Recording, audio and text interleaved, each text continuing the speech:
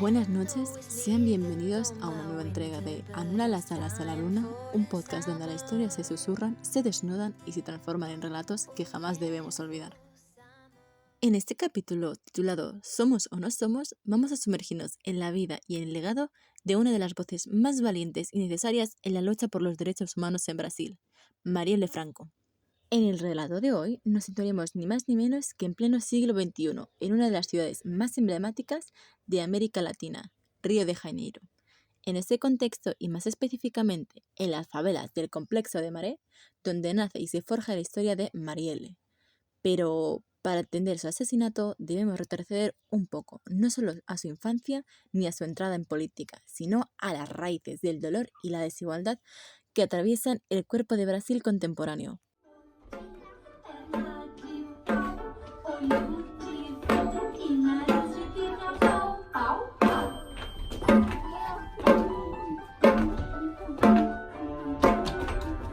Como algunos sabrán, Brasil ha sido un escenario constante de desigualdades, pasando por más de 3 siglos de esclavitud y hasta la dictadura de militares del siglo XX. El país ha arrastrado una pesada herencia de exclusión y violencia.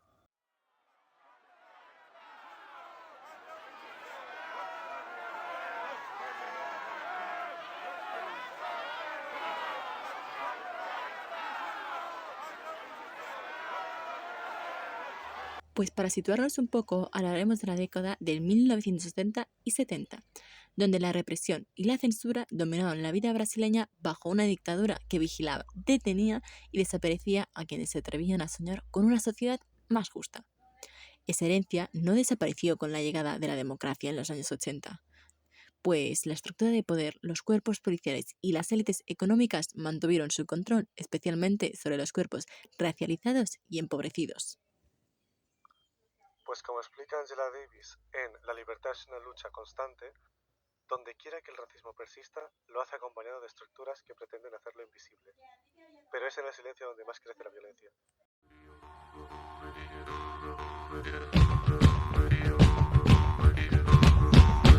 Boa noite, povo, que eu cheguei. Mais outra vez apresenta meu baianá.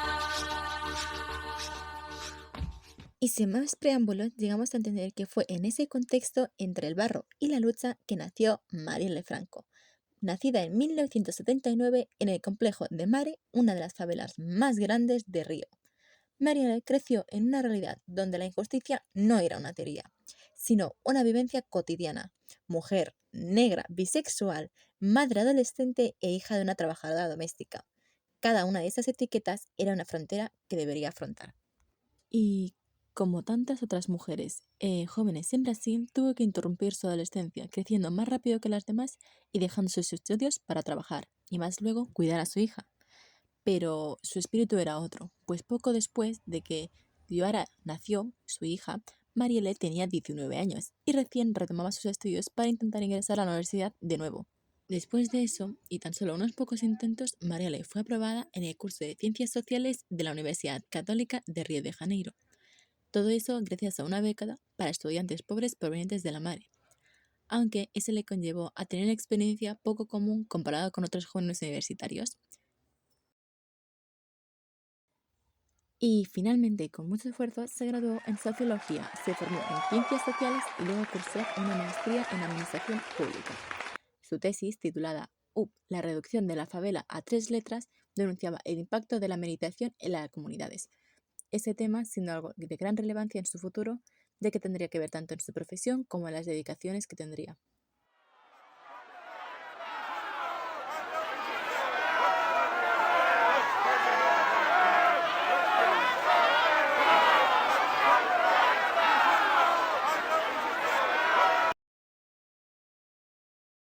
Ahora bien, todo ese esfuerzo se ve reflejado en que llegó a trabajar con ONGs y movimientos de derechos humanos hasta que en 2016 fue elegida ni más ni menos que concejala por el partido Socialismo y Libertad PSOL, con más de 46.000 votos, la mayoría provenientes de comunidades empobrecidas, mostrando que una mujer como ella, con su identidad y su visión, podía ganar el respaldo de los más necesitados.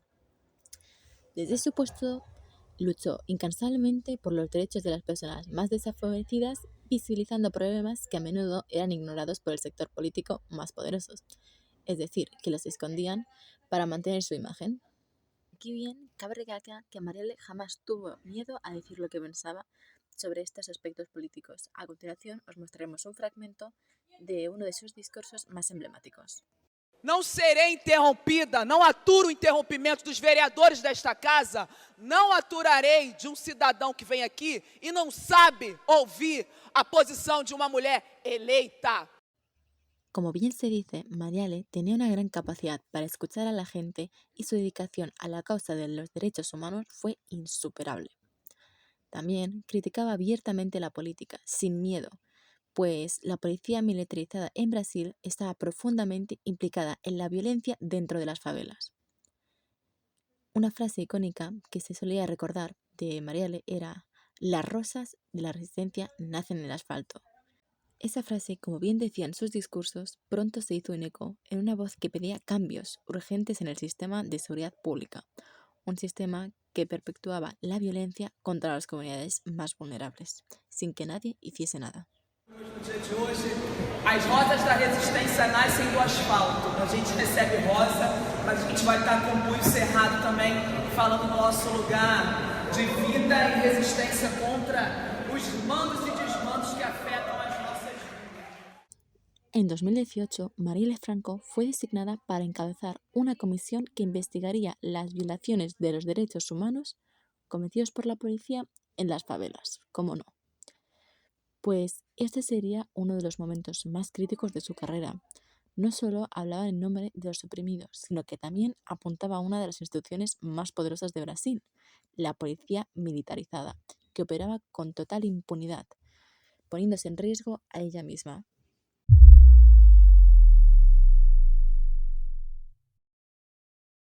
Y aun sabiendo todo esto, Marielle siguió adelante, aunque lamentablemente un 14 de marzo del 2018, tras participar en un acto feminista en el barrio de Lapa, Marielle fue asesinada a tiros junto a su chofer Anderson Pedro Gómez.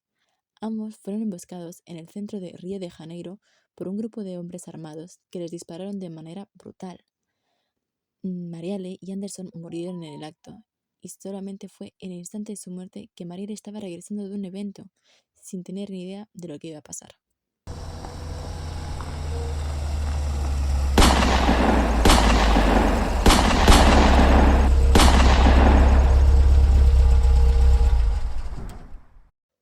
Como pólvora en el viento, la noticia no tardó en hacerse pública, causando una conmoción tanto en Brasil como internacionalmente.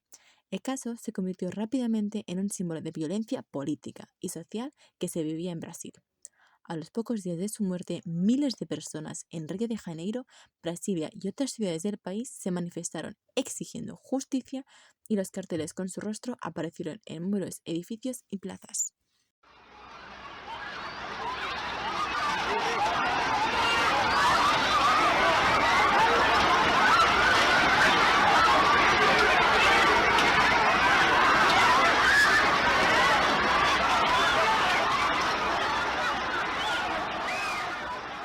Pero, primeramente, ¿cuáles fueron las hipótesis que barajaron quienes investigaban el caso?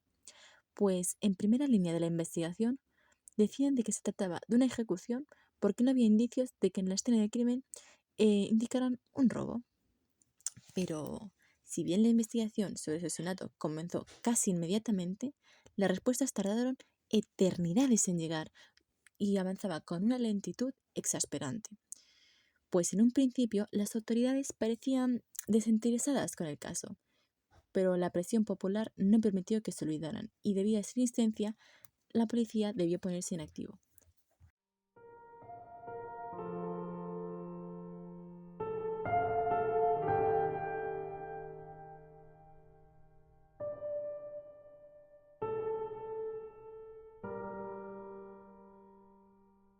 De mientras, Marcelo Freixo, diputado brasileño por el Partido Socialismo y Libertad, siempre mantuvo de que se trata de un crimen político. El caso de Marielle fue atentado contra la democracia. Marielle no fue asesinada por venganza, por una deuda o por un problema personal, ni siquiera por un asalto o una bala perdida, no. Su muerte fue planeada por un grupo político.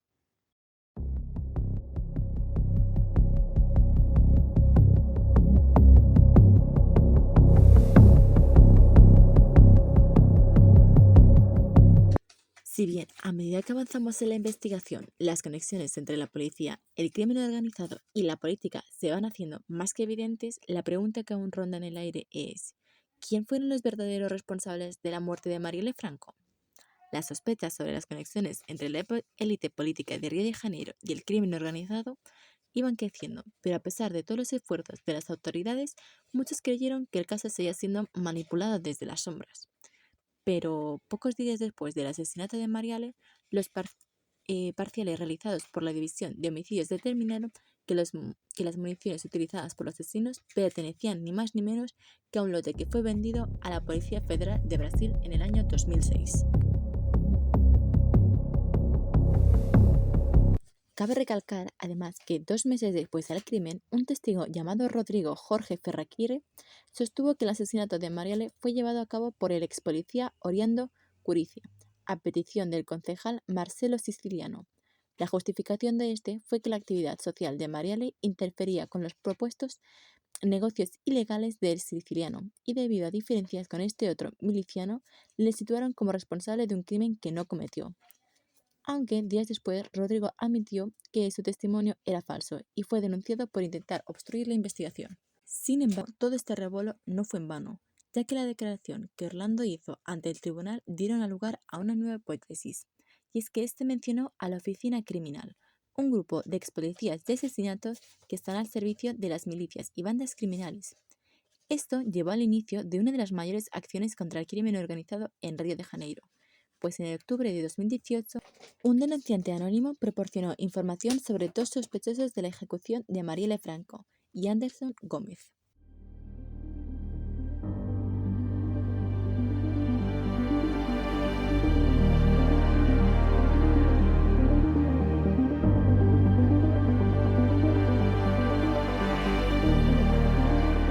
Y por fin, toda la investigación dio frutos, pues a partir de la declaración condujeron a la detención de marzo de 2019 de Ronnie Lessa, un agente de policía jubilado, y Elicio Viera de Quiroz, oficial de policía militar. Ambos eran miembros de la oficina del crimen, y según la investigación, Quiroz era quien conducía el coche que siguió a Marielle, mientras que Lessa fue quien la disparó. Además, se encontraron pruebas de que Lessa había estado investigando la rutina de Marielle desde el 2007. Se supo que a través de las antenas del teléfono de Quiroz estaban cerca de la casa de Lessa el día del asesinato de Marielle, después de las 5 de la tarde, hasta que más tarde los celulares de ambos perdieron la señal y no la recuperaron hasta las 10 y 11 de la noche. Todo eso después del asesinato.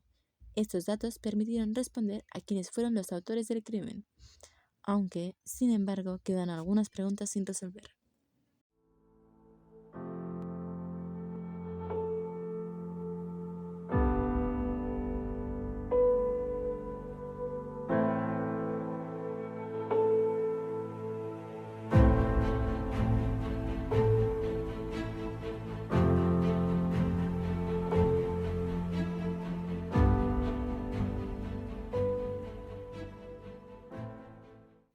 Hoy en día, la investigación sigue su curso, y aunque a lo largo de estos años han habido muchos indicios y posibles sospechosos, las mismas preguntas siguen siendo válidas. ¿Quién mató a Marielle Franco y por qué lo hizo? Mientras tanto, los homenajes a Marielle continúan en Brasil y en el mundo entero. Las protestas crecen en tamaño y en intensidad. La campaña Marielle vive se esparció como el fuego en las redes sociales. El caso se convirtió en un símbolo global de lucha por los derechos humanos y Marielle se transformó en un icono de resistencia. Ahora bien, avancemos un poco en el tiempo y veamos sus repercusiones tanto en su familia como en la actualidad y la huella que nos ha dejado.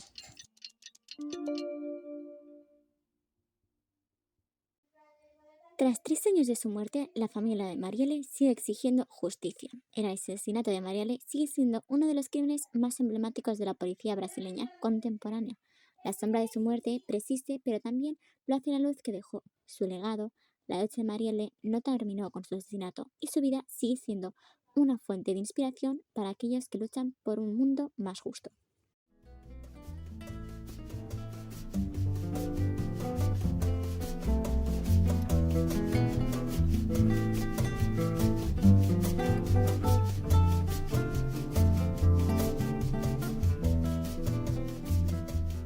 También queremos recordar en el podcast de hoy que Marielle no fue solo una víctima de la violencia, fue una víctima de un sistema de poder que no soportó ver a una mujer luchar por los demás. Pero su memoria sigue viva, su legado sigue creciendo y su muerte sigue exigiendo respuestas. Pues después de todo, Marielle fue semilla y como semilla sigue germinando en cada giro de justicia, en cada calle que lleve su nombre, en cada cuerpo que resista y en cada palabra que nosotros digamos por ello. Traz a lenha pro fogão, vem fazer armação. Hoje é dia de sol, alegria de coió, é curtir o verão. Vem, Magalhães, rojão, traz a lenha pro fogão, vem fazer armação. Hoje é dia de sol. Hey, hasta aquí, gracias por acompañarnos en este episodio de Anula las alas a la luna. Hoy queremos recomendaros la novela El cuerpo en que nací de Guadalupe Natel. En esta obra, la autora reflexiona sobre la identidad del cuerpo, las voces silenciadas y es una lectura profunda que nos invita a cuestionar las construcciones sociales sobre lo que somos y lo que nos definen. Hasta la próxima y no olviden seguir luchando por la memoria, la justicia y la igualdad. Una mujer de luta morre, totes nos morremos un Cuando una mujer de luta morre, todos nos morremos un poco como ella. Marielle Franco. I wanna wake up now.